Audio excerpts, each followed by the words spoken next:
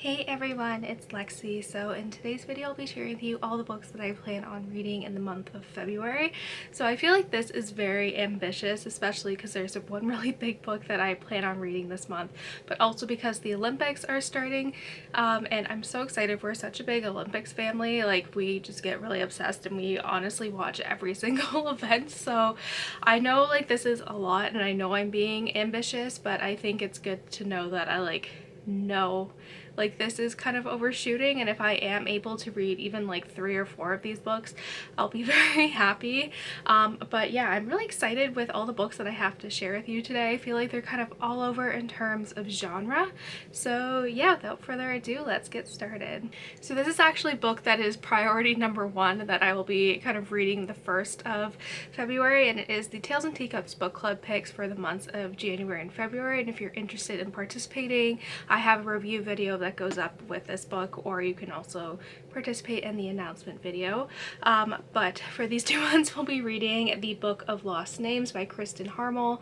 Like I said, I'm so excited to pick this one up, and I just had a lot of books that I needed to get through in January. So like I said, this is priority number 1, and basically it's like a World War II historical fiction about this girl who is older now. She is a semi-retired librarian in Florida, and one morning when her eyes lock on a photograph in a newspaper nearby, she freezes. It's an image of a book she hasn't seen in 65 years, a book she recognizes as the Book of Lost Names.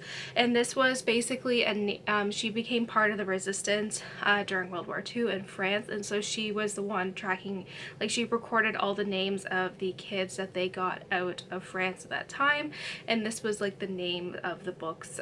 This is the book that included the names of all the children, and it kind of, I think, talks about her time kind of being with the resistance, working to get the Jewish children into Switzerland, which I think sounds super interesting. And like I said, this is priority number 1. I will be picking this one up as soon as I can. Like I said, priority number 1. So next up is a new release that I'm super excited about, and it is House of Sky and Breath by Sarah J. Maas, and this is the 2nd book in the Crescent City series, like their new Sarah J. Maas's newest kind of fantasy series.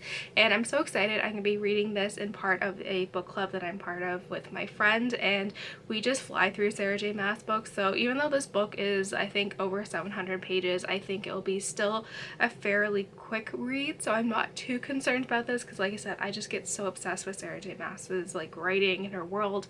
And this one kind of takes place in a metropolitan city that has like humans, fae, angels, werewolves, basically every fantastical creature that you can kind of think of. In the first book, we follow this girl whose friend was brutally murdered, and she gets kind of approached to kind of participate in the investigation to see what actually kind of resulted in her friend getting murdered, and it kind of goes off from there. But like I said, I'm super excited to pick this one up. Like, Sarah J. Maas is like my guilty pleasure read, so like I said, I'm really excited for this. So next up, one of my goals in 2022 was to reread the Bryznda Isles series in preparation for the new book coming out in July. So I have to read 2 books a month until then, and so the next 2 books that I have to read are The Sinner and Body Double. And I don't, like I said, I read these, I started reading the series when I was 15 in high school, and my mom would pick me up from school on Friday. I'd be walking to town and I'd get the next book in the series. We'd like walk to the bookstore and I'd get the next book. And so like I said, this series is near and dear to my heart, and it's been over 12 years since I've read this series. So besides like the first book with like the iconic ending, I don't really remember too much about this series, so I'm really excited about that. I do kind of remember the premise of this one, but for the most part, like, it's kind of like rereading them for the first time, because like I said, it's been so long that I don't remember who is the killer most of the times. So that's made it really exciting, and I think overall this series has held up well in my reread so far, so that is always good. Like I said, I have these 2 books to look forward to. And lastly, this is another book that I want to finish in February because it's been on my TBR since December and I just haven't gotten around to reading it, and I definitely want to pick it up. And it is Darkness Falls. This is the third book in the Kate Marshall series by Robert Bryznda.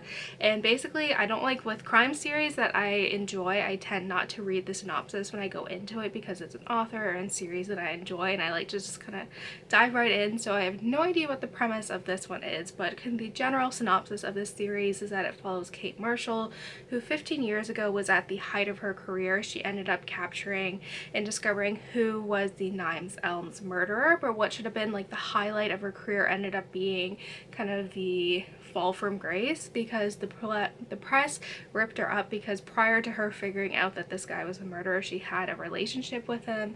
And so kind of flash forward to present day, she's still very much dealing with the fallout of that. She has kind of some addiction issues, and she's trying to get her life back on track. So she's a criminology professor, and as a series of strings of the murders kind of take place that are eerily similar in detail to those that took place over a decade ago, she kind of gets pulled into the investigation. It goes from there. This one, we see Kate kind of take on a new position, which I'm really excited about, so I'm curious to see what happens in this one. And like I said, I don't know too much about the synopsis of this one. I'm just going to be jumping right in.